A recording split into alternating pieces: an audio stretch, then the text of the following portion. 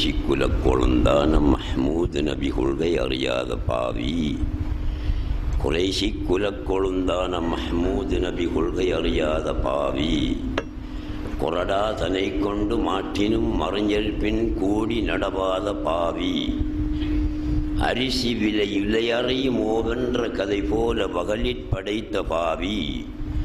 யாருக்கு வைத்த கூழாயினும் செரிகாணில் அள்ளி கடைகின்ற பாவி. விரிதரும் தொப்பையை விருப்பொடு வளர்க்க மென்மேலும் அலைகின்ற பாவி. விதியற்ற பாவியடி ஏனுமுமே நம்பினேன் வேளையீதாளுதற்கே. வரிசை நபி வரிசை மிக உள்ள நீர் பின்றொடட வல்லல ரசூல் வருகவே. வளருமறு நிறைகுணங்குடி வாழும் என்னிருகண் மணியே முஹையத்தீனே. அல்ஹம்துலில்லாஹி ரப்பில் ஆலமீன். والصلاة والسلام على سيدنا محمد أشرف المرسلين وعلى آله وأصحابه وأزواجه وأهل بيته الطيبين الطاهرين أما بعد. அன்புக்குரிய சகோதரர்களே, அல்லாஹுவின் நல்லடியார்களே, ஞான வழி தோழர்களே, அன்புக்குரியவர்களே, முதலில் உங்கள் அனைவருக்கும் ஈதுல் ஃபித்ர் நோன்பு பெருநாள் நல்வாழ்த்துக்களை தெரிவித்துக் கொள்வதில் நான் பெரும் மகிழ்ச்சி அடைகின்றேன். இன்று நாட்டிலே காட்டுத்தீ போல் பரவி வருகின்ற வஹாபிசம், கர்னிசம் என்று சொல்லக்கூடிய வழிகேட்டை பற்றி இந்த புனிதமிகு நன்னாளில் உங்களுக்கு நான் எச்சரிக்கையை செய்து கொள்கின்றேன். கர்னிசம் என்ற வழிகேடு சூஃபிசம் என்ற இஸ்லாத்தின் ரூஹு என்று சொல்லப்படுகின்ற, இஸ்லாம் மார்க்கத்தின் உயிர் என்று சொல்லப்படுகின்ற ஈமானை, இஸ்லாத்தை, சூஃபிச ஞானத்தை குழி தோண்டி புதைப்பதற்காக வந்த ஒரு கூட்டம் என்பதை நீங்கள் திட்டவட்டமாக நம்பிக்கொள்ள வேண்டும். நீங்கள் பெரிசாக ஆராய்ச்சி பண்ண வேண்டிய அவசியமே கிடையாது. உலக வரலாற்றை நாங்கள் எடுத்து விரித்து பார்க்கின்ற நேரத்திலே உலக வரலாற்றில் முதலாக இஸ்லாத்தின் மார்க்கத்தில் ஊடுருவி சுன்னத்துல் ஜமாஅத் கொள்கைக்கு முரணான கொள்கைகளை முன்வைத்தவர் இப்னு தைமியா என்பவர்தான். இதில் யாருக்கும் சந்தேகம் தேவையில்லை. இவர் சவுதி நாட்டிலேயும் சிரியாவிலேயும் இருந்து கொண்டு இஸ்லாத்திற்கு முரணான மாறான கருத்துக்களை வெளியிட்டுக் கொண்டிருந்தார். அந்த நேரத்தில் பல அரபு நாடுகளில் வாழ்ந்த அறிஞர்கள், இமாம்கள் இப்னு தைமியாவை எதிர்த்து விவாதங்கள் நடத்தியிருக்கின்றார்கள். இப்னு தைமியாவோடு விவாதம் நடத்தியிருக்கின்றார்கள். பல மேடைகள் அமைத்து பிரசங்கம் செய்திருக்கின்றார்கள். பல நூல்கள், கிதாபுகள் எழுதி வெளியிட்டும் இருக்கின்றார்கள். இருந்தாலும் இப்னு தைமியா நினைத்தது போல் தன்னுடைய கொள்கையை மக்கள் மத்தியிலே முன்வைப்பதற்கு அவரால் முடியாமல் போய்விட்டது. அவருக்கு யகூதிகள், அந்த காலத்தில் வாழ்ந்த யகூதிகள் பணம் கொடுத்தும் பெண் கொடுத்தும் தங்கம் வெள்ளி போன்ற நாணயங்களை அள்ளி கொடுத்தும் அவரை தம்பசப்படுத்தி முஸ்லிம்களுக்கிடையில் பிளவையும் பிரச்சனையையும் ஏற்படுத்தி அவர்களுடைய ஒற்றுமையை குலைக்க வேண்டும் என்பதற்காக யகூதிகள் தீட்டிய சதித்திட்டம்தான் கரனிசம் என்ற வஹாபிசம் என்ற வழிகேடு. ஒரே கொள்கையில் ஒரே கொடியின் கீழ் முஸ்லிம்கள் நின்றால் அவர்கள் பலமானவர்களாக ஆகிவிடுவார்கள். உலகத்தில் பலம் கூடிய ஒரு சமுதாயமாக இருப்பார்கள். ஆகவே மார்க்கத்தை வைத்து அவர்களை பிளவுபடுத்தி சுன்னிகள் என்றும் வஹாபிகள் என்றும் கரணிகள் என்றும் பிரித்தால் முஸ்லிம்கள் பலம் குன்றி சக்தி இழந்து தோல்வியை தள்ளிவிடுவார்கள் என்று யகூதிகள் விரும்பினார்கள். அதனால் இப்னு தைமியாவை கைக்குள் வைத்துக் கொண்டு பல அட்டகாசங்கள் செய்தார்கள். அவர் சிரியாவிலே ஒரு சிறையில் அடைக்கப்பட்டு அங்கேயே மரணித்து விட்டார். இன்று அவருடைய கபரு சிரியாவிலே இருக்கிறது. அவருக்கு பின் சுமார் 450 வருடங்களுக்கு பின் முஹம்மது பின் அப்துல் வஹாப் என்ற ஒருவர் சவுதி அரேபியாவில் நஜித் என்ற ஊரிலே தோன்றினார். இப்னு தைமியாவுக்கும் இவருக்கும் இடைப்பட்ட காலம் ஏறத்தாழ 450 வருடங்கள். அந்த 450 வருடங்களிலும் உலகம் முழுவதிலும் வாழ்ந்த முஸ்லிம்களில் இரு பிரிவினர்கள் இருந்தார்கள். ஒரு சிலர் இப்னு தைமியாவின் கருத்துக்களை சரி கண்டு அவருடைய வழியிலே சென்றார்கள். இன்னும் ஒரு சிலர் அவரை பிழை கண்டு அது வழிகேடு என்று மக்கள் மத்தியிலே பிரச்சாரம் செய்து கொண்டிருந்தார்கள். 450 வருடங்களுக்கு பின் தோன்றினார் முஹம்மது இப்னு அப்துல் வஹாப் என்றொருவர். இவர் மதீனாவின் கிழக்கே நஜித் என்ற ஊரிலே தான் பிறந்தார். இவருடைய தகப்பன் அப்துல் வஹாப். அப்துல் வஹாபுக்கு 2 ஆண் மக்கள், ஒருவர் முஹம்மத், மற்றவர் சுலைமான். முஹம்மதை மூத்த மகன். அப்துல் வஹாப் மக்கா மதீனா போன்ற ஊர்களுக்கு அனுப்பி மார்க்கம் படிக்க வைத்தார், ஓத வைத்தார். முஹம்மது பின் அப்துல் வஹாப் அவருடைய நசீப் கெட்ட நசீபான காரணத்தினால் குர்ஆன் ஹதீதுகளை தவறாக விளங்கி தவறான விளக்கங்களை கொடுத்து மக்கள் மத்தியிலே வழிகேட்டை பரப்ப ஆரம்பித்தார் முஹம்மது இப்னு அப்துல் வஹாப் என்பவர். அப்துல் வஹாபுடைய மகன் முஹம்மத். தகப்பனாருக்கு தெரிய வந்தது தன்னுடைய மகன் முஹம்மத் வழிகேட்டை நோக்கி நகர்ந்து கொண்டிருக்கிறார் என்பதை அறிந்த தந்தை அப்துல் வஹாப் மகனை அழைத்து, அன்பு மகனே, நீ வழிகேட்டை நோக்கி விரைந்து கொண்டிருக்கிறாய், நகர்ந்து கொண்டிருக்கிறாய், இது உனக்கு பொருத்தமற்றது. என்னை போலும் உன்னுடைய தம்பி சுலைமானை போலும் நீ இருக்க வேண்டும் என்று எவ்வளவோ உபதேசம் செய்தார். அது முஹம்மது பின் அப்துல் வஹாபுடைய செவியிலே ஏறவில்லை. தந்தைக்கு மாறாக, தன்னுடைய சகோதரன் சுலைமானுக்கு மாறாக பிரச்சாரம் செய்வதற்கும் கிதாபுகள் எழுதுவதற்கும் ஆரம்பித்தார் முஹம்மது பின் அப்துல் வஹாப். இதனால் சவுதி அரேபியாவிலே முஹம்மது பின் அப்துல் வஹாபுடைய காலத்திலே, அதாவது ஹிஜ்ரி 1111, ஹிஜ்ரி 1111 தான் முஹம்மது பின் அப்துல் வஹாப் பிறந்தார். அந்த நேரம் சவுதி அரேபியாவை ஆட்சி செய்து கொண்டிருந்த இப்னு சவுத், மன்னர் இப்னு சவுத் அவருக்கு கை கொடுத்தார். முஹம்மது பின் அப்துல் வஹாபுக்கு ஆதரவு வழங்கினார்.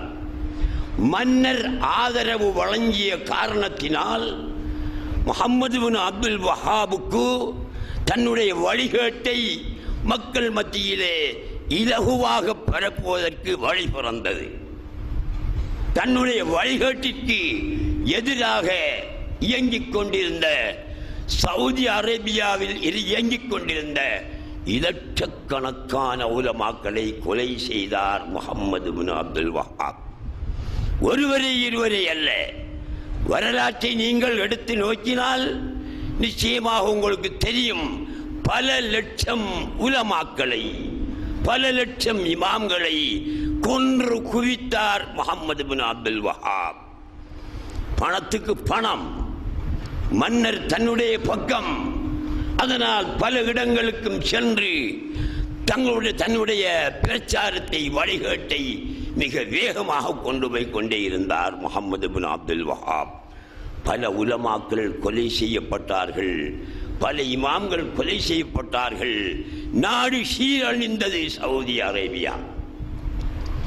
கடைசியில் முஹம்மது பின் அப்துல் வஹாப் மன்னருக்கு சொன்னார், இந்த ஜியாரத், முஹம்மதுடைய இந்த ஜியாரத் இப்படி இருக்கக்கூடாது, இதை இன்னும் படித்தரம் குறைந்ததாக ஆக்க வேண்டும் என்று சொல்லி பெருமானார் ஸல்லல்லாஹு அலைஹி வஸல்லம் அவர்களை தோண்டி எடுக்கும் நோக்கத்தோடு அவர்களை தோண்டி எடுத்து வேறு எங்காவது இனம் தெரியாத, அடையாளம் கண்டுபிடிக்க முடியாத ஒரு இடத்திற்கு கொண்டு செல்ல வேண்டும் என்று இப்னு சௌத் மன்னர் முன் வந்தார்.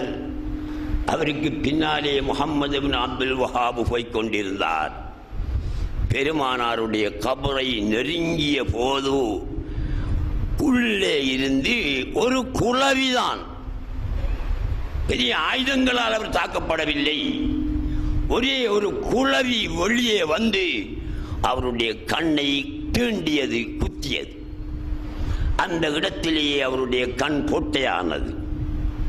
மன்னருடைய குடும்பத்தை அடக்குவதற்கென்று ஒரு தனி இடம் இருக்கிறது சவுதி அரேபியாவிலே, மற்றவர்கள் அங்கே அடக்கப்படுவதில்லை. அந்த இடத்தில் தான் மன்னரையும் அடக்க வேண்டும் என்ற முடிவெடுத்தார்கள். மௌத்தா போய்விட்டார். அவருடைய ஜனாசாவில் இருந்து சவுதி அரேபியா எல்லாமே நாரத் தொடங்கியது. அந்த ஜனாசாவில் இருந்து வந்த நாற்றம் சவுதி அரேபியா நாட்டையே, அந்த நகரையே நாற்றமாக்கியது. கடைசியில் அவரை அடக்கம் செய்துவிட்டு பார்த்தார்கள், நாற்றம் அதிகமாகிறது.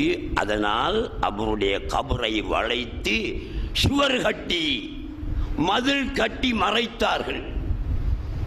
இன்றும் அவருடைய கபரு மதலால் மறைக்கப்பட்டிருக்கிறது, யாராலும் பார்க்க முடியாது.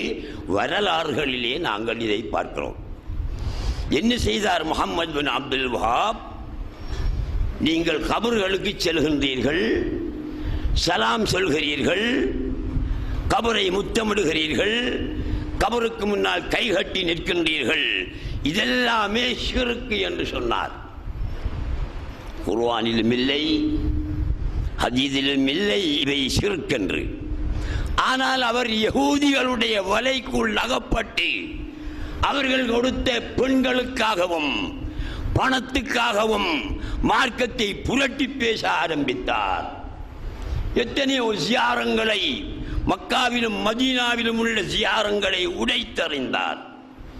நீங்கள் மக்காவுக்கு போனவர்கள் இருப்பீர்கள். ஜன்னத்துல் பக்கிய, ஜன்னத்துல் முஅல்லா, மக்காவிலே இருக்கின்ற மையவாடி ஜன்னத்துல் முஅல்லா, மதீனாவில் இருக்கின்ற மையவாடி ஜன்னத்துல் பக்கியா.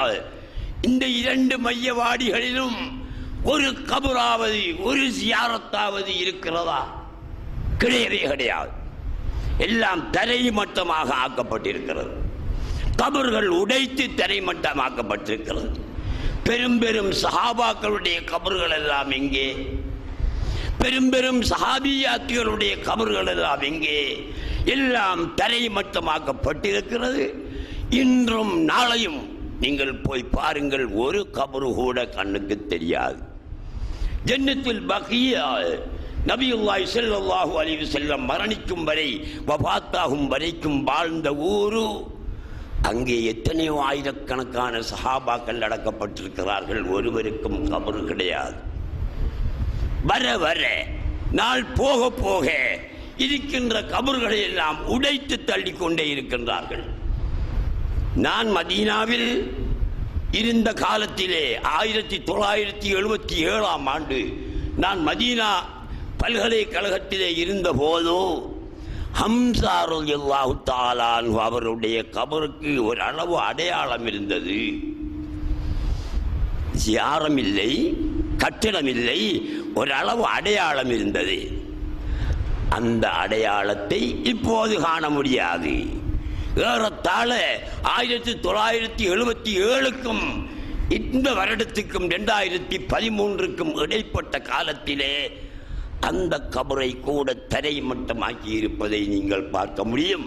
ஹம்ஸா ரலியல்லாஹு தஆலா அன்ஹுடைய அடக்கத்தலம் உஹதிலே இருக்கிறது.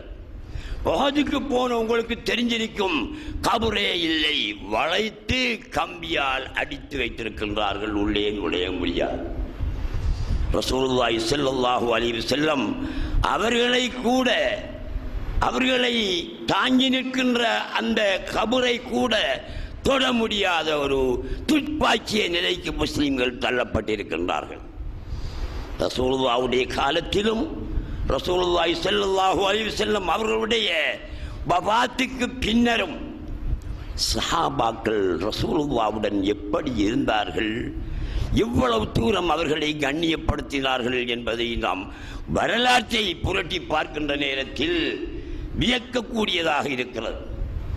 ரசூலுல்லாஹி ஸல்லல்லாஹு அலைஹி வஸல்லம் அவர்கள் ஒரு சந்தர்ப்பத்திலே இரவு நேரம் ரசூலுல்லாஹ் வெளியே வந்து மலசலம் கழிப்பதில்லை. அந்த கால சூழ்நிலையில் ரசூலுல்லாஹ் இரவில் வெளியே வர முடியாத சூழல். இதனால் அவர்களுக்கு பணி செய்து கொண்டிருக்கின்ற பரக்கா என்ற பெண்மணி ரசூலுல்லாஹ் எப்போது படுக்கின்றார்களோ அந்த நேரத்தில் கட்டிலுக்கு அடியிலே ஒரு படிக்கத்தை வைத்து விடுவார். பெருமானார் ஸல்லல்லாஹு அலைஹி வஸல்லம் அவர்கள் இரவில் எழுந்து அந்த படிக்கத்திலே சலம் கழிப்பார்கள், ஒன்று கிழிப்பார்கள். ஒரு நாள் நபியுல்லாஹி ஸல்லல்லாஹு அலைஹி வஸல்லம் அந்த படிக்கத்திலே சலம் கழித்து விட்டு உறங்கிவிட்டார்கள். காலையில் பார்த்தார்கள், அந்த படிக்கத்தில் சலத்தை காணவில்லை. பரக்காவை கூப்பிட்டு, பரக்கா இங்கே வா, இந்த படிக்கத்தில் இருந்தது எங்கே என்று கேட்டார்கள்.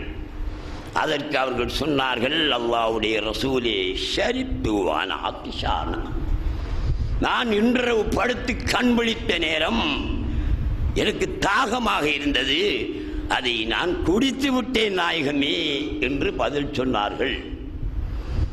ரசூலுல்லாஹி ஸல்லல்லாஹு அலைஹி வஸல்லம் லஹிக ஹத்தா பதத் நவாஜிது, ஹதீஸில் வரக்கூடிய வசனம் இது. லஹிக ஹத்தா பதத் நவாஜிது, அவர்களுடைய கொடுப்பு பல்லு உட்பட தெரியும் அளவு சிரித்தார்கள். நான் படிக்கத்தில் இருந்ததை குடித்து விட்டேன் என்று பரக்கா சொன்னபோது ரசூலுல்லாஹ் சிரித்தார்கள், மிக அழகாக சிரித்தார்கள், வாய் நிறைய சிரித்தார்கள். சிரித்து விட்டு சொன்னார்கள், லா யஜ்அன்ன பத்னுகி அபதன், உனக்கு மௌத்து வரைக்கும் வயிற்று வலி வராது என்று சொன்னார்கள். துர்முதி இமாம் எழுதிய துர்முதி என்ற ஹதீஸ் கிரந்தத்திலே வலன் தலிஜன் நார பத்னுகி, உன்னுடைய வயிறு நரகம் செல்லாது என்று சொன்னார்களாக ஒரு ரிவாயத்து வருகிறது.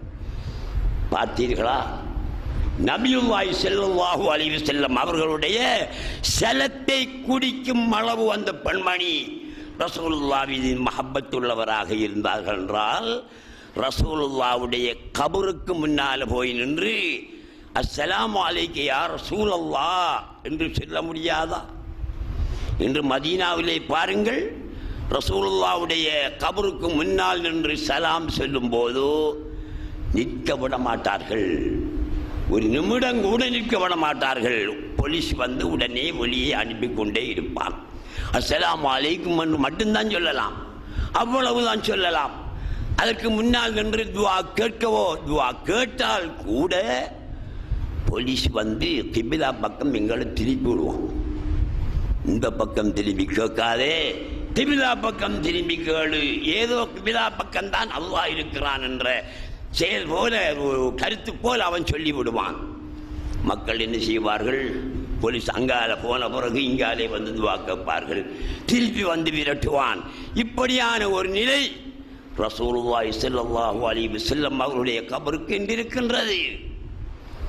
அபு அய்யூபுல் அன்சாரி ரஹ்மத்துல்லாஹி தஆலா அன்ஹு அவர்கள் ரசூலுல்லாஹ்வுடைய மிக நெருங்கிய மூத்த சஹாபி, பழைய சஹாபி, ஆரம்ப காலத்து சஹாபி அபு அய்யூபுல் அன்சாரி ரலியல்லாஹு அன்ஹு அவர்கள் உமையாக்களுடைய 4வது ஹலீஃபா மர்வான் என்பவர் மதீனாவை ஆட்சி செய்து கொண்டிருந்த காலகட்டத்திலே அபு அய்யூபுல் அன்சாரி என்ற சஹாபி ஹயாத்தோடு இருக்கிறார். ஒரு நாள் மதீனாவின் அதிகாரியாக இருந்த மர்வான் பள்ளி வாயிலுள் நுழைகின்றார். ரசூலுல்லாஹி ஸல்லல்லாஹு அலைஹி வஸல்லம் அவருடைய கபருக்கு மேல் ஒருவர் முகத்தை வைத்து புதைத்து கொண்டிருக்கிறார், முத்தமிட்டு கொண்டிருக்கிறார். அந்த நேரம் ரசூலுல்லாஹ்வுடைய கபருக்கு பக்கத்திலே போக முடியும், எந்த தடையும் இருந்ததில்லை. அந்த சஹாபி போய் சலாம் சொல்லிவிட்டு தன்னுடைய முகத்தை ரசூலுல்லாஹ்வுடைய கபருக்கு மேலே புதைத்து கொண்டு படுக்கிறார். மர்வான் வருகிறார். அவருடைய பிடரியை பிடித்து அத்ததிரி மாதா தஸ்னாவு, ஏய் நீ என்ன செய்கிறாய் என்று உனக்கு தெரியுமா என்று கேட்டார். அவ்வாறு அவன் கேட்ட நேரத்தில் இவர் யார் என்பது அவருக்கு தெரியாது. அபு அய்யூபுல் அன்சாரி என்ற சஹாபி என்பது அவருக்கு தெரியாது. தெரியாமல் தான் பிடரி முடியை பிடித்து அத்ததிரி மா தஸ்னாவு, நீ என்ன செய்கிறாய் என்று உனக்கு தெரியுமா என்று கேட்டார். உடனே அபு அய்யூபுல் அன்சாரி கபருக்கு மேல் இருந்த முகத்தை எடுத்து மர்வான் மதீனாவின் அதிகாரியை பார்த்து சொல்கிறார், நான் என்ன செய்கிறேன் என்பது எனக்கு தெரியும்.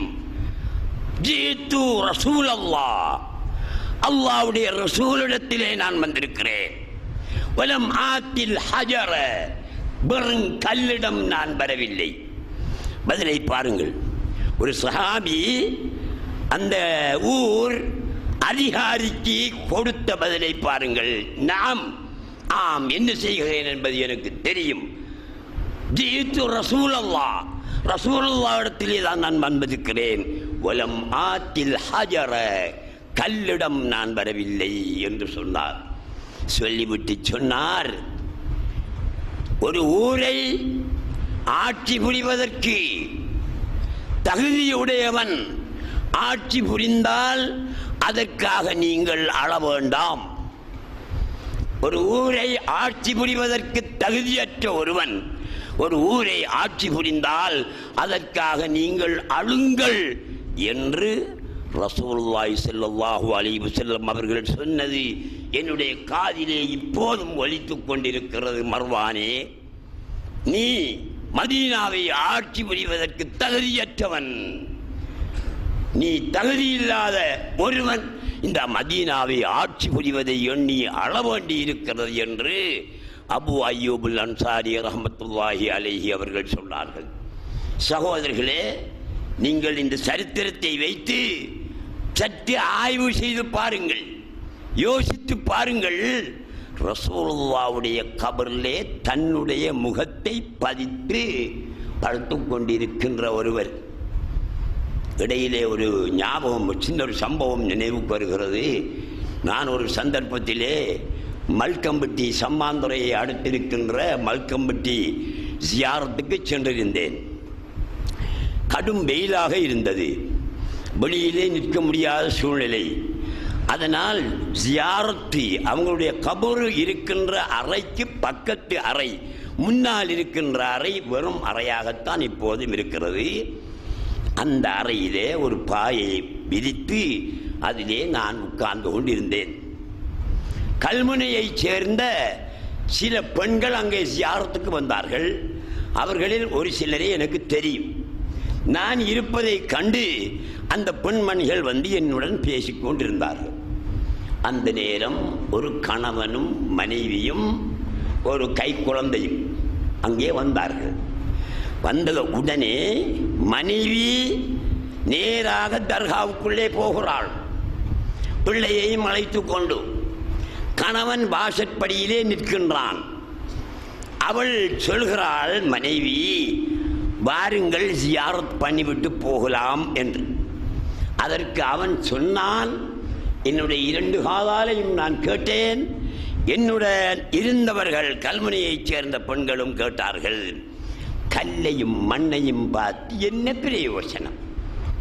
கல்லையும் மண்ணையும் பார்த்து என்ன பிரயோசனம் என்று அவன் கேட்டான். நிலையிலே நிற்கின்றான். உண்மையில் எழுந்து அவனுக்கு அடிக்க வேண்டும் போல் எனக்கு இருந்தது. ஆனால் வெளியூர் ஒன்றும் செய்ய முடியாத சூழலில் நான் மௌனியாக இருந்தேன்.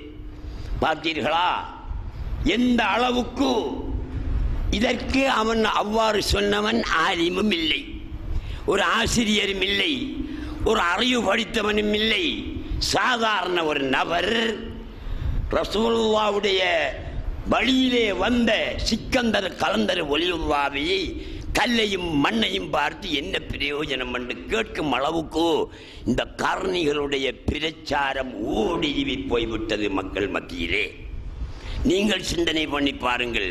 ஒரு சஹாபி, அதிலும் மூத்த சஹாபி, நபி ஸல்லல்லாஹு அலைஹி வஸல்லம் அவர்களுடன் நெருங்கி பழகிய சஹாபி, கபரை முத்தமிடுவது ஷிர்க் என்று இருந்தால் அவர் முத்தமிட்டிருப்பாரா? முத்தமிட்டிருக்க முடியாது.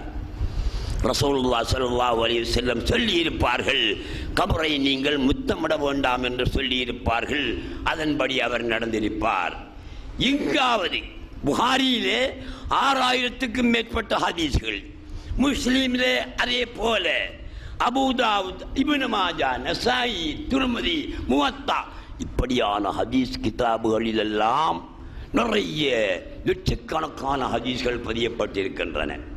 அவற்றில் ஒரு ஹதீஸாவது கபரை முத்தமிட வேண்டாம் என்று வந்திருக்கிறதா? இல்லை. ஒரு ஹதீஸிலும் இல்லாத செய்தியை இந்த கர்ணிகள் முத்தமிடுவது ஷிர்க்கு என்ற அளவுக்கு கொண்டு போய் காட்டுகின்றார்கள். நீங்கள் ஏமாந்து விடக்கூடாது சகோதரர்களே. அல்லாஹ்வுடைய ரசூல், அல்லாஹ்வுடைய அவுலியாக்கள் எங்கு வாழ்ந்தாலும் எந்த இடத்திற்கு போனாலும் நீங்கள் என்ன செய்ய வேண்டும்? அவர்களுக்கு சலாம் சொல்ல வேண்டும். அஸ்ஸலாமு அலைக்கும் யா தார கௌமின் முஃமினீன் வ இன்னா இன்ஷா அல்லாஹு பிக்கும் லாஹிகூன் என்று நீங்கள் சொல்ல வேண்டும். உங்களால் முடிந்ததை ஓத வேண்டும். நபியுல்லாஹி ஸல்லல்லாஹு அலைஹி வஸல்லம் ஒரு ஜியாரத்துக்கு போனார்களானால் 11 தரம் சூரத்துல் இஹ்லாஸ், குல் ஹுவல்லாஹ் சூரத்தை 11 தரம் ஓதுவார்கள். அல்ஹம்துலில்லாஹி ரப்பில் ஆலமீன் சூரத்துல் ஃபாத்திஹா ஒரு தரம் ஓதுவார்கள். குல் ஹுவல்லாஹு அஹத் 11 தரம் ஓதுவார்கள். குல் அஊது பிரப்பில் ஃபலக் ஒரு தரம் ஓதுவார்கள். குல் அஊது பிரப்பின் நாஸ் ஒரு தரம் ஓதுவார்கள். அதற்கு பிறகு துஆ கேட்பார்கள். ஆனால் இன்று கர்ணிகள் தலை நீட்டி வந்த பிறகு ஜியாரத்துக்கு சென்று கைகூட கட்டி நிற்க முடியாத ஒரு சூழல் ஏற்பட்டிருக்கிறது. சிறுக்கென்கிறார்கள். சவுதி அரேபியா அல்லாஹ் பரக்கத் செய்த ஊர், ஆனால் வஹாபிசம் அங்கே இருக்கிறது. ஒரு வேளை வஹாபிசம் அங்கே இருப்பது ஒரு வகையில் நல்லதென்று நாங்கள் கருத வேண்டியிருக்கிறது. ஏனென்றால் உலக நாடுகளில் வாழக்கூடிய முஸ்லிம்கள் ரசூலுல்லாஹ்வின் மீது வைத்திருக்கின்ற மஹப்பத்தின் காரணத்தினால் அவர்களை தோண்டி எடுத்துக்கொண்டே போய்விடுவார்கள் போல் இருக்கிறது. ஆகையினால் தான் அல்லாஹ் சுப்ஹானஹு வ தஆலா இந்த தத்துவத்தை அறிந்து அங்கே வஹாபிசத்தை ஏற்படுத்தி வைத்திருக்கிறான். ரசூலுல்லாவுடைய கபர் அடிக்க கூட போக முடியாது. எனவே சகோதரர்களே, நீங்கள் கபர்களுக்கு போனால் சலாம் சொல்லுங்க. உங்கள் சலாத்தை அவர்கள் கேட்கிறார்கள். நாம் சொல்லக்கூடிய சலாம் அவர்களுக்கு கேட்காதென்றால் சலாம் சொல்லுங்கள் என்று ரசூலுல்லாஹ் சொல்லி இருப்பார்களா? சொல்லி இருக்க மாட்டார்கள். ரசூலுல்லாவும் ஜியாரங்களுக்கு போனால் சலாம் சொல்வார்கள். எனவே நாங்கள் கர்ணிகளுடைய கதையை கேட்டு ஜியாரத்துக்கு போவதை நிறுத்திவிடக் கூடாது. நபியுல்லாஹி ஸல்லல்லாஹு அலைஹி வஸல்லம் சொன்னார்கள், குந்து நஹைத்துக்கும் அன் ஜியாரத்தில் குபூர் வஸூருஹல் ஆன ஃபஇன்னஹா துذكركுமுல் ஆகிரா. நீங்கள் ஜியாரங்களுக்கு போய் சலாம் சொல்லக்கூடாது, ஜியாரத்துக்கு போகக்கூடாது என்று உங்களை நான் தடுத்திருந்தேன். இப்போது நீங்கள் போகலாம், ஜியாரத்தை செய்யலாம், துஆ கேட்கலாம் என்று நபியுல்லாஹி ஸல்லல்லாஹு அலைஹி வஸல்லம் ஆண்களுக்கும் பெண்களுக்கும் பொதுவாகவே சொல்லிவிட்டார்கள். ஆகையினால் நாங்கள் ஜியாரத் செய்வதை ஒரு வணக்கமாக கருத வேண்டும், ஒரு அமலாக கருத வேண்டும். அந்த ஜியாரத்திலே அடங்கியிருக்கின்ற ஒரு நபியோ அல்லது ஒரு ஒலியோ பிரகாசம் உள்ளவராக இருப்பார். நெருப்பு எரிகிறது, அதற்கு முன்னால் அதற்கு பக்கத்திலே ஒரு ஒருவன் போய் நின்றால் அந்த நெருப்பினுடைய சூடு அவனுக்கு அடிக்கிறது. அதேபோல் குளிரான ஒரு வஸ்து அதற்கு பக்கத்திலே போய் நின்றால் அந்த குளிர் இவனை தாக்குகிறது. இதே போல அவுலியாக்கள் அம்பியாக்கள் கபறுகளிலே இருந்தாலும் அவர்கள் பிரகாசித்துக் கொண்டிருக்கின்றார்கள். நாங்கள் போய் நின்றால் அந்த பிரகாசம் எங்களுக்கு பட்டு எங்களுடைய கல்புகள் திருந்துவதற்கு ஒரு வழி உண்டு. நீங்கள் கை கொடுக்கிறீர்களே, ஒருவர் ஒரு முஸ்லீம் இன்னொரு முஸ்லீமை கண்டால் அவனுக்கு கை கொடுக்க வேண்டும். ஒன்றோ வலது கையை மட்டும் கொடுக்க வேண்டும், அல்லது வலது கையையும் இடது கையையும் சேர்த்து கை கொடுக்க வேண்டும். அல்லாஹும்ம ஸல்லி வஸல்லிம் வபாரிக் அலைஹி என்று சொல்ல தேவையில்லை, கை கொடுத்தா போதும். இது சுன்னத்து. அதுதான் முசாபஹா முசாபஹா என்று நாங்கள் சொல்கிறோம். முசாபஹா செய்கிறது, முசாபஹா செய்கிறது என்றால் கையை கொடுக்கிறது. ரெண்டு கையையும் கொடுத்தாலும் சரி, ஒரு கையை கொடுத்தாலும் சரி, கை கொடுத்தல் முசாபஹா சுன்னத்து. ஏன் சுன்னத்து? எதற்காக சுன்னத்தாக்கப்பட்டிருக்கிறது? ரெண்டு பேர் சந்திச்சு கை கொடுக்கிற நேரத்தில் இரண்டு பேருமே ஆத்மீகம் இல்லாதவராகவும் இருக்கலாம், அல்லது ஒருவர் மற்றவரை விட ஆத்மீகம் கூடினவராக இருக்கலாம், பிரகாசம் கூடினவராக இருக்கலாம். பிரகாசம் குறைந்த ஒருவர், ஆத்மீகம் குறைந்த ஒருவர் ஆத்மீகம் கூடின ஒருவருடன் கை கொடுக்கும் போது அவருடைய பிரகாசம் நூறானியத்து கை வழியாக இவருக்கு பாய்கிறது. இதனால் தான் இஸ்லாம் கை கொடுக்க வேண்டும் என்று சட்டமாக்கி இருக்கிறது. நீ யாரிடமாவது கேட்டு பாருங்க, இந்த கர்ணிகளிடத்தில் கேளுங்க, இஸ்லாம் முசாபஹாவை சுன்னத்தாக்கி இருக்கிறதே ஏன் என்று கேளுங்க. அது சும்மா ஆக்களை கண்டா சும்மா கை கொடுக்கிறேன்னு தான் சொல்லுவாங்க. அப்படி அல்ல. ஒரு பவர் குறைந்த ஒருவன் பவர் கூடிய ஒருவருடன் கை குலுக்கும் போது அவர் கூடியவரிலிருந்து பவர் இவனுக்கு வருகிறது. நீங்கள் பன்சிலைகளில் பார்த்துருப்பீங்க, இந்த கோயில்களில் நடக்கிற நிகழ்ச்சிகளை நாங்கள் டிவியில் பார்க்கிறோம். சில சந்தர்ப்பங்களில் முஸ்லீம் அமைச்சர்களும் அதிலே கலந்து கொள்வதையும் நாம் கண்டிருக்கின்றோம். பண சொல்லுவார்கள், அல்லது இந்துக்களாக இருந்தால் ஏதோ ஒன்றை சொல்லிக் கொண்டிருப்பார்கள்.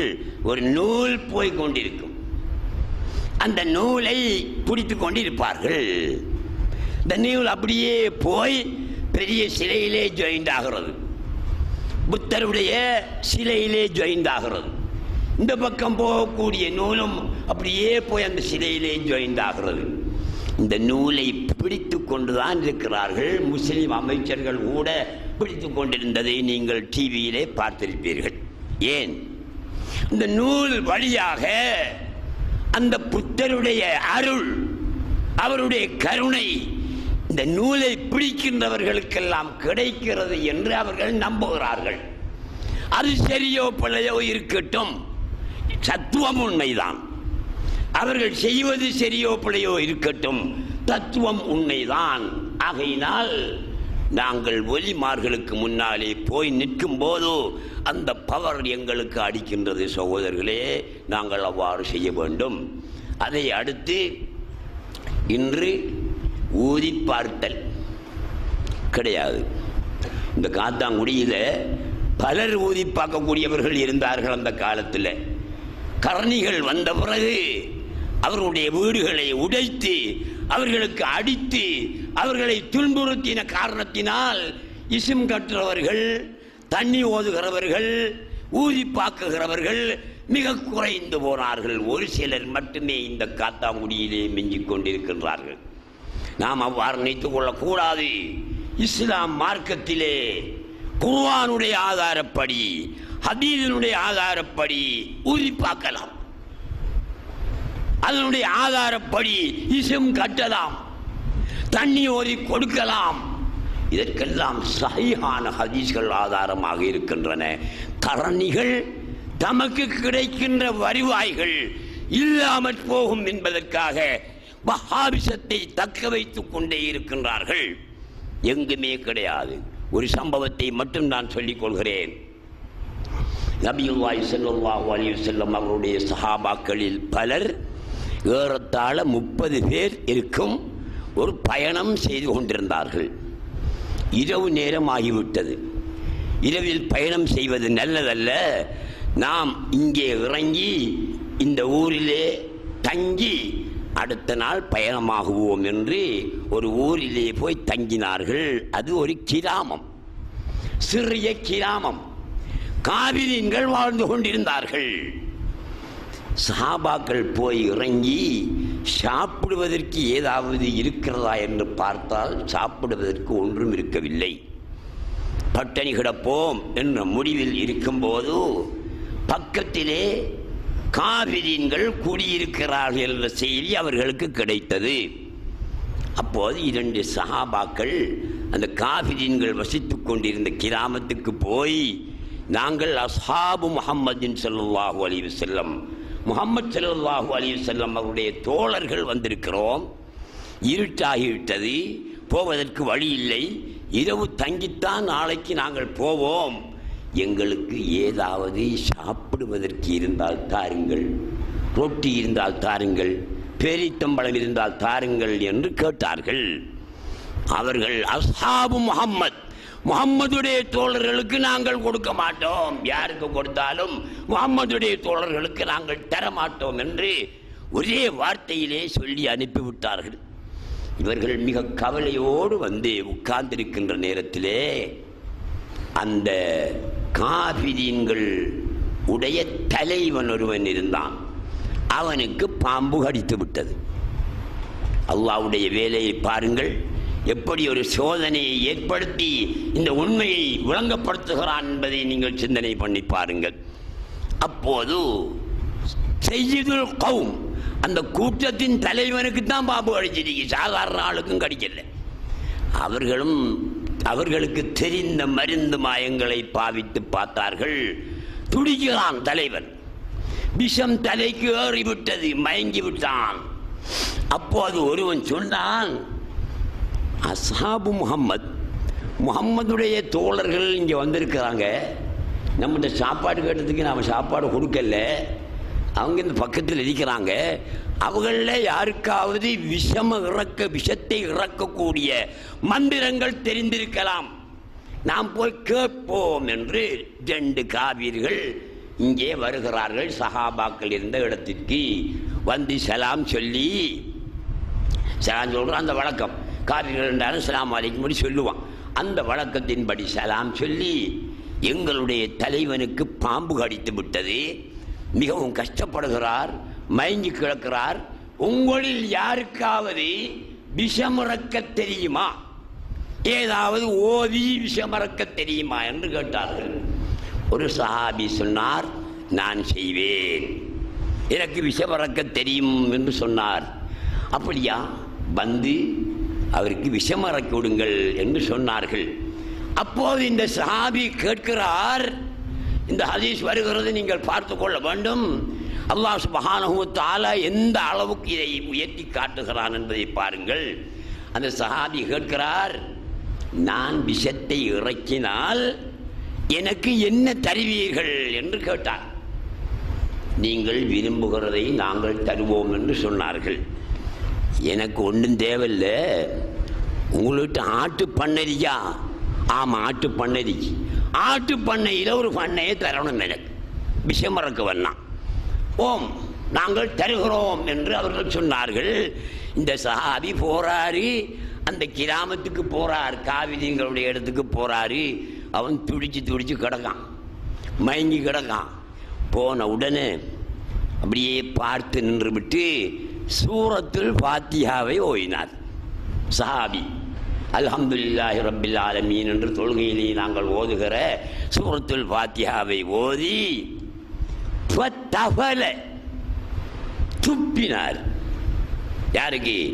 விஷம் ஏறி அவதிப்பட்டு கொண்டிருக்கிறானே தலைவன், அவனிலே துப்பினார் சஹாபி. ஃபாத்திஹா சூரத்தை ஓதி உடனே சுகமடைந்து விலங்கிட்டவன் விலங்கிலிருந்து வெளியாகுவது போல் அவன் எழுந்து நின்றான்.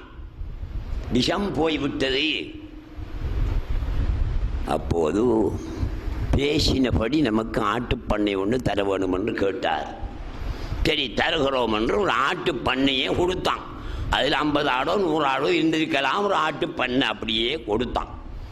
அதை அழைச்சிக்கிட்டு வாராடிங்க. சாபாக்கள்லாம் இங்கே இருக்கிறாங்க. அந்த மனுஷன் ஊறி பார்த்து துப்பி போட்டு ஆட்டு பண்ணையை அழைச்சிட்டு வந்தோடனே இவங்க சொல்கிறாங்க, நாம் எல்லாரும் சேர்ந்து இதை பங்கெடுத்துக்குவோம்ட்டாங்க. அது எப்படி? வைத்தியம் செஞ்சது நான் தான், ஆகவே நான் தான் அதை எடுக்க வேணும், உங்களுக்கு பங்கு தர இயலாது.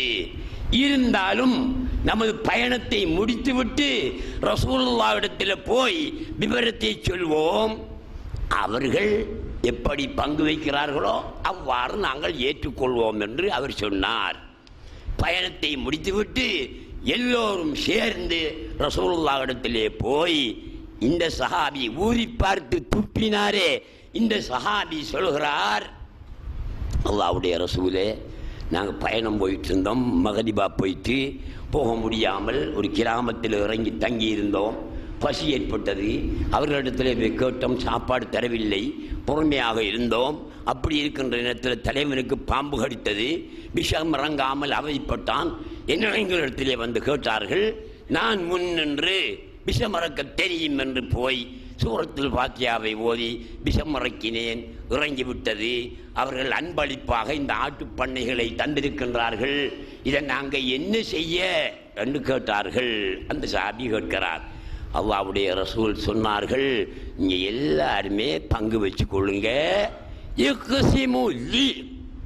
எனக்கும் ஒரு பங்கு தான், நீங்க எல்லாரும் பங்கு எடுத்துக் கொள்ளுங்க, எனக்கும் ஒரு பங்கு தாங்க என்று சொல்லிவிட்டு அந்த சஹாபியை பார்த்து கேட்கிறார்கள், இது மந்திரம் என்று, இது விஷம் இறக்கக்கூடிய ஒரு சூரத் என்பது உனக்கு எப்படி தெரியும்? ரசூலுல்லாஹி ஸல்லல்லாஹு அலைஹி வஸல்லம் ஏற்கனவே முன்கூட்டி இது சூரத்துல் ஃபாத்திஹா, இது விஷம் இறக்கும் என்று சொல்லவும் இல்லை. சஹாபாக்களிடத்தில் ஒரு நாளும் சொன்னது கிடையாது. அப்படி இருக்கும்போது இந்த சஹாபி நான் விஷம் இறக்குகிறேன் என்று சூரத்துல் ஃபாத்திஹாவை ஓதி விஷம் இறக்கினாரே, இவருக்கு எப்படி தெரியும்? ரசூலுல்லாஹ் கேட்டார்கள், உனக்கு எப்படி தெரியும் என்று. அவர் ஒன்றும் பேசல, சிரித்தார். அப்போது நபியுல்லாஹி ஸல்லல்லாஹு அலைஹி வஸல்லம் எல்லாருக்கும் பங்கு வச்சு கொடுத்துட்டு தாங்களும் ஒரு பங்கு எடுத்துக்கிட்டாங்க. இதில் இருந்து என்ன விளங்குறீங்க? நீங்கள் விஷமாக இருந்தாலும் சரி, தலையடியாக இருந்தாலும் சரி, வயிற்று வலியாக இருந்தாலும் சரி, எந்த நோயாக இருந்தாலும் சரி, குர்ஆனை கொண்டு மந்திரிக்கலாம். சஹீஹான ஹதீஸ். இந்த ஹதீஸ் எங்கே வருது? எங்கே லைவான பலம் ஆதாரம் இல்லாத கிதாபுகளில் வருகிறதா என்று கூட சிலர் நினைக்கலாம். ஏன் கரணிகள் இதை காரசாரமாக பிரச்சாரம் பண்ணி திரிகிறார்கள். விஷம் கட்டாதீர்கள், தண்ணி ஓதாதீர்கள், ஊதி பார்க்காதீர்கள் என்று சொல்லி வருகிறார்கள். இந்த ஹதீஸ் நான் சொல்றேன், புகாரி ஆக முதல் கிதாபு, ஆதாரங்களுக்கு எடுக்கின்ற கிதாபுகளில் ஆக முதலிடம் புகாரி. புகாரியிலே வருகிறது ஹதீஸ் இலக்கம் 2156. முஸ்லிமிலே வருகிறது ஹதீஸ் இலக்கம் 2201. 3 அபூ தாவூத் என்ற நூலில் வருகிறது ஹதீஸ் இலக்கம் 3900. அடுத்தது துர்முதி என்ற நூலில் வருகிறது ஹதீஸ் இலக்கம் 2064. நசாயி என்ற நூலில் வருகிறது ஹதீஸ் இலக்கம் 1028. இப்னு மாஜா என்ற நூலில் வருகிறது ஹதீஸ் இலக்கம் 2156. பார்த்தீர்களா? சித்தா சஹீஹான கிதாபுகள் என்று சொல்லக்கூடிய கிதாபில் வரக்கூடிய இந்த ஹதீஸ், இது தெளிவான ஹதீஸாக இருக்க உதிப்பாக்காதே ஷிர்க், தண்ணி ஓதாதே ஷிர்க், இஸ்ம் கட்டாதே ஷிர்க் என்று சொன்னால் சுன்னத் வல் ஜமாஅத் உலமாக்கள் எல்லாம் இதை கேட்டுக்கொண்டு பேசாமல் தான் இருக்காங்க. இதுக்கு இவர்களுக்கு ஒரு மறுப்பு கொடுக்கறது இல்லை. நான் சென்ற முறை இங்கே வந்து கபூர்களை உடைக்காதீர்கள், அப்படி ஒரு ஹதீஸே கிடையாது, அப்படி ஒரு ஹதீஸ் இருந்தால் கூட அது லைஃபு என்று தெளிவான ஆதாரங்களுடன் நான் பேசியிருக்கிறேன். மாதம் 2 ஆகிவிட்டது, இதுவரைக்கும் அந்த ஹதீஸுக்கு நான் பேசின விளக்கம் பிழை என்று ஒரு தகவலும் வெளிவரவில்லை. வெளியாக்க முடியாது. நாங்கள் ஆதாரத்தோடு பேசுகிறோம். கிதாபுகளை பார்த்து இமாம்கள் சொன்னதை, ரசூலுல்லாஹ் சொன்னதை சொல்கிறோம். அடுத்ததாக இன்னும் ஒரு சம்பவம் சுருக்கமாக சொல்லி முடித்துக் கொள்கிறேன். நபியுல்லாஹி ஸல்லல்லாஹு அலைஹி வஸல்லம் ஹஜ் செய்துவிட்டு கல்லறிந்து விட்டு மினாவுக்கு வந்து குர்பானும் கொடுத்துட்டு சலூன்காரனை கூப்பிட்டாங்க. இங்கே வா, பாபரை கூப்பிட்டு இந்த பகுதி அப்படியே இறக்கித்தான்னாங்க. வலது பக்கத்தை அப்படியே தலைமுடிய அவர் இறக்கி ரசூலுல்லாஹ் இடத்துல கொடுத்தாரு. ரசூலுல்லாஹ் அவ்வளவு முடியையும் கையில் வாங்கி அபூ தல்ஹா என்ற ஒரு சஹாபி அங்கே நின்று கொண்டிருந்தார், அவரிடத்தில் கொடுத்து இதை வச்சுக்குங்க என்றார்கள். இடது பக்கம் இருக்கும் முடியை இறக்கித்தா என்று சொன்னார்கள் பாபரிடத்தில். ரசூலுல்லாஹ்வுடைய அந்த இடது பக்கத்து முடியையும் பாபர் இறக்கி ரசூலுல்லாஹ்விடத்திலே கொடுத்தார். அதையும் எடுத்து அபூ தல்ஹா இங்கே வாரும், இதையும் நீ வைத்துக்கொள், இக்ஸிம்ஹு பைனன் நாஸ். இதுதான் ரசூலுல்லாஹ் சொன்ன வார்த்தை. இக்ஸிம்ஹு பைனன் நாஸ், மக்களுக்கு இதை பங்கு வச்சு கொடு, மக்கள் மத்தியிலே இந்த முடிகளை பங்கு வைத்துக் கொடு என்று நபியுல்லாஹி ஸல்லல்லாஹு அலைஹி வஸல்லம் சொன்னார்கள். இந்த ஹதீஸ் எங்க வருகிறது? முஸ்லிம் 3142, அபூ தாவூத் 1982, துர்முதி 912, அஹமத் 111, ஹுமைதி 1220, இப்னு ஹுசைமா 2928, நசாயி 1456, பகவி 1962, இப்னு ஹிப்பான் 3879, பைஹகி 134. இந்த ஹதீஸ் இவ்வளவு கிதாபுகளையும் வருது. சரி, ரசூலுல்லாஹ் முடிய இறக்கினா எங்களுக்கு சட்டம் என்ன? நீ தலைமுடிய இறக்கினாலும் சரி, தாடி முடிய இறக்கினாலும் சரி, என்ன முடிய இறக்கினாலும் அதை குழியை தோண்டி புதைச்சி போட்டுருங்கன்னு தான் சட்டம், இஸ்லாமிய சட்டம். நாங்கள் அப்படி செய்து வருகிறோம். ரசூலுல்லாஹி ஸல்லல்லாஹு அலைஹி வஸல்லம் தங்களுடைய தலைமுடியை 2 பகுதியாக இறக்கி அவ்வளவையும் கொடுத்து பங்கு வை என்று சொன்னார்கள். ஏன் பங்கு வைக்கணும்? புதைச்சி போடுன்னு சொன்னால் பிரச்சனை முடிச்சு, பங்கு வையுங்கள் என்றார்கள். அபூ தல்ஹா ஒரு ஆளுக்கு 1 முடி, ஒரு ஆளுக்கு 2 முடி, 3 முடி என்று ஒரு மனிதனுடைய தலையில் சாதாரணமான தலையை வச்சுக்குவோம். வழுக்கு மண்டையும் இல்லை, மிச்சம் அடர்ந்த முடியும் இல்லை, நோமலான முடி இருந்தால் எத்தனை முடி இருக்கும் ஒரு வண்ட தலையில்? லட்சக்கணக்கான முடி இருக்க வேணும். ரசூலுல்லாஹ்வுடைய தலையில் முடி அடர்த்தியாகத்தான் இருந்துச்சு. 1,00,000 இருந்தேன்னு வச்சுக்குவோமே உதாரணத்துக்கு. இந்த 1,00,000 முடிகளும் அங்கு பங்கு வைக்கப்பட்டன. இப்ப எங்க அந்த முடியெல்லாம்? எந்த சஹாபி இடத்துல முடி கிடைச்சிச்சோ அந்த சஹாபி அதை பத்திரமா தனக்குள்ள வச்சுக்கிட்டார். 2 முடி கிடைச்சவர் தான் ஒன்றை எடுத்துக்கிட்டு மற்ற நண்பனுக்கும் ஒன்றை கொடுத்தார். அபூ தல்ஹா வெறும் முடியை எடுத்தாள், கையில் வாங்கி எடுத்தாலும் அபூ தல்ஹா. அவர் நம்மகிட்ட ஒரு 2-3 முடிய கூட எடுத்து பரன்னு நினைக்கிறேன்னா அவர் எடுத்து என்ன செஞ்சாருன்னா அவருடைய தொப்பிக்குள்ளே வச்சு தச்சுக்கிட்டார். இந்த கிதாபில் அப்படி தான் வருது, இந்த உலக கிதாபிலே தொப்பிக்குள்ளே வச்சு தச்சுக்கிட்டார். எந்த யுத்தத்துக்கு போனாலும் அந்த தொப்பியை தான் அவர் போட்டுவிட்டு போற. யமாமா அல்லது யர்மூக் என்ற யுத்தத்திலே அந்த தொப்பி காணாமல் போய்விட்டது. கவலை, கை சேதம், அழுது அழுது திரிகிறார் பாலவனத்தில் அபூ தல்ஹா. மற்ற சஹாபாக்கள் பார்த்துட்டு என்ன பைத்தியம் இந்த அபூ தல்ஹாவுக்கு, பழைய தொப்பி என்று போனால் மண்ணங்கட்டி என்று போகுது, விட்டு போட்டு திரிய வேண்டியதானே, ஒரு தொப்பிக்காக பாலவனமெல்லாம் கட்டி திரிகிறாரே என்று ஏளனமாக பேசினார்கள் சஹாபாக்கள். அவர் ஒன்றும் பேசல, அவர் தேடித்தான் திரிகிறாரு. இருந்தாக்கள் சொல்கிறாரு கொஞ்சம் தேடி பாருங்க என்று. கடைசியில் தேடி கண்டுபிடிக்கப்பட்டு விட்டது தொப்பி. அதை எடுத்து கொண்டு வந்து அபூ தல்ஹா என்ற சஹாபி மற்ற சஹாபாக்கிட்ட சொல்கிறாரு, இங்கே பார்த்தீங்களா, நான் அழுதது தொப்பி காணாமல் போனதுக்காக அல்ல, இதற்குள் ரசூலுல்லாஹ்வுடைய தலைமுடியை நான் வைத்திருக்கிறேன், காபிரீன்களுடைய கையிலே அது போய் சிக்காகிவிடும், அவர்களுக்கு கிடைத்துவிடும் என்று பயந்துதான் நான் அழுது திரிந்தேன் என்று அபூ தல்ஹா ரலியல்லாஹு தஆலான்னு சொன்னார்கள். ரசூலுல்லாஹ்வுடைய முடி இன்று உலகம் எங்கும் முஸ்லீம்கள் இருக்கக்கூடிய நாடுகளிலெல்லாம் இருக்கிறது. நான் டில்லியிலே பார்த்திருக்கிறேன், அஜ்மீரிலே பார்த்திருக்கிறேன், இலங்கையிலே பார்த்திருக்கிறேன், இன்னும் மும்பாயிலே பார்த்திருக்கிறேன். இப்படி பல இடங்களிலே ரசூலுல்லாஹ்வுடைய முடியை பார்த்திருக்கிறேன். தமிழ்நாட்டில் ஒரு ஊரிலே ரசூலுல்லாஹ்வுடைய தலைமுடி இருக்கிறது. ஒரு ஷேகுடைய வீட்டில் இருக்கிறது. அவர் ரபியுல் அவ்வல் 12ஆம் நாள் மாத்திரமே அந்த முடியை வெளியிலே கொண்டு வந்து மக்களுக்கு காட்டுவார். மற்ற நாட்களிலெல்லாம் வீட்டிலே இருக்கும் பத்திரமாக. அதை நான் பார்க்கவில்லை. அதை பார்த்த ஒருவர் என்னிடத்திலே சொன்னார், வயதான மனிதன், அவருடைய பேர் ஷேக் அலாவுத்தீன். சொன்னார், அந்த முடிக்கு முன்னால் நின்று லா இலாஹ இல்லல்லாஹ் முஹம்மதுர் ரசூலுல்லாஹ் என்று சொன்னால் அந்த முடி எழும்பி நின்று ஆடுமாம். இந்த கதை அவர் சொல்லும் போதே அழுதுட்டார். 1/2 மணி நேரம் 3/4 மணி நேரம் அழுகிறாரு. என்னால் ஆகுதீன் இப்படி அழுகிறீங்க? நான் நேரில் நின்று சொன்னால் மௌலவி, நான் என்ன கண்ணால் கண்ட அந்த முடி ஆடினத்தை அப்படி என்று சொன்னார். இந்த உலகம் எல்லாம் இருக்கிறது, நமது கொழும்பில் கூட பல இடங்களில் இருக்கின்றன இந்த முடி இருக்கிறது. ரபியுல் அவ்வல் 12ஆம் நாளிலே காட்டுவார்கள். நம்மளுடைய ஊர் மக்கள் எத்தனை பேர் போய் பார்த்திருக்கின்றார்கள், பெண்களும் போய் பார்த்திருக்கிறார்கள். ஆனால் நமது ஊருக்குத்தான் அந்த முடி இதுவரையும் வரவில்லை. வரக்கூடிய வாய்ப்பு கிடைக்குமோ இல்லையோ என்னமோ தெரியாது. ஆனால் என்ன போன்ற உங்களை போன்ற ஆக்களால் அந்த முடியை கொண்டு வர முடியாது. கொண்டு வரதாக இருந்தால் அரசியல் பலமுள்ள ஒரு மினிஸ்டர், அப்படியான ஒரு எம்பி அல்லது ஒரு அரசியல் பலமுள்ள ஒருவரால் மாத்திரமே அந்த முடியை கொண்டு வர வேண்டும்.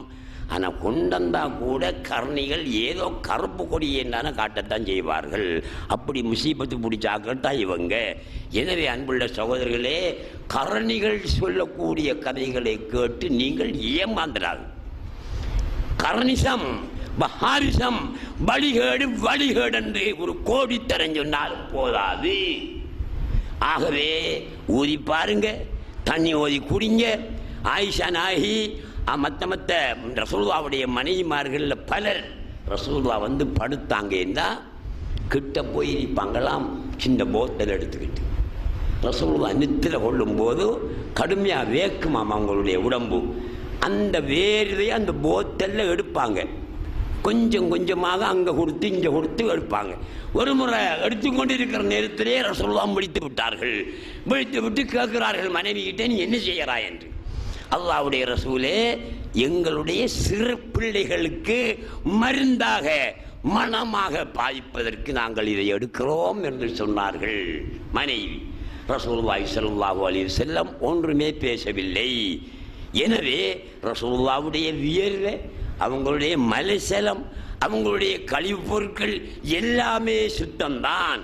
ஆனால் ரசூலுல்லாஹி ஸல்லல்லாஹு அலைஹி வஸல்லம் யாருக்கும் என்னுடைய மலத்தை சாப்பிடு, என்னுடைய சலத்தை குடி என்று சொன்னது கிடையாது. ஆனால் சஹாபா பெண்மணிகள் குடித்திருக்கிறார்கள் என்பதற்கு சஹீஹான ஹதீஸ்கள் ஆதாரமாக இருக்கின்றன. எனவே அன்புள்ள சகோதரர்களே, வஹாபிச பக்கம் நாம் தலை வைத்தும் படுக்கக்கூடாது. நாங்கள் பெரும் குற்றவாளிகளாக ஆகிவிடுவோம். எங்களுடைய கடமையை நாங்கள் சொல்கிறோம், ஒமா அலைனா ஒமா அலையே இல்லல் பலா. அஸ்ஸலாமு அலைக்கும் வரஹ்மத்துல்லாஹி வபரகாத்துஹு. அல்லாஹு அக்பர் அல்லாஹு அக்பர் அல்லாஹு அக்பர் லா இலாஹ இல்லல்லாஹு வல்லாஹு அக்பர் அல்லாஹு அக்பர் வலில்லாஹில் ஹம்து.